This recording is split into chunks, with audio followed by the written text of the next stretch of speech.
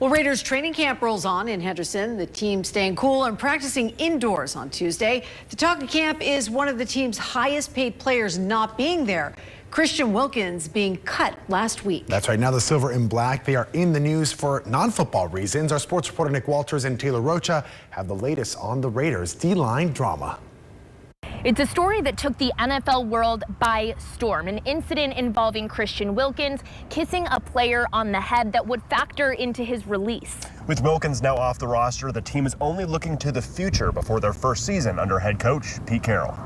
Kind of moved on from the situation. I have no comment to make. We made a decision on what we're doing, and we're moving with it. No other outside noise. There's always going to be outside noise. You know, we're the Raiders. People are always going to have something to say about us. And the Raiders made national headlines last week with the bombshell decision to release Christian Wilkins, cutting what was expected to be a superstar's time in Vegas to only 5 games. The Raiders' splash signing disagreed on whether to get a second surgery on the Jones fracture in his foot. The 29-year-old filing a grievance with the NFLPA as the Raiders withhold about $35 million of guaranteed money from Wilkins' 4-year, $110 million contract. But as we learned last week, there's more to it. Sources tell KTNV details on an inappropriate incident expediting the release of Wilkins, who also has a documented history of behavioral issues. On Monday, I reported that Wilkins had kissed a teammate on the head in a meeting, which the teammate took offense to, filing a sexual harassment claim to Human Resources.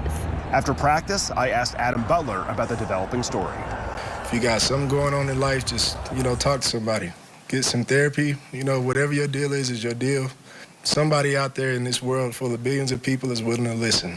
Sources tell me that Butler was in the room where the incident happened, but he did not wish to comment on it further. I reached out to his agent on Saturday, but have not yet heard back. The team gets back to work on Thursday. The Raiders telling us they have a next man up mentality and will use reinforcements like Las Vegas native Jonah Laulu to fill the void on the interior. So after 2 days of pads, the Raiders get a well-deserved day off tomorrow as they inch closer to their first preseason game in Seattle against the Seahawks. Can't wait. But for now, reporting from Raiders HQ, I'm Nick Walters. Taylor Rocha, Channel 13 Sports.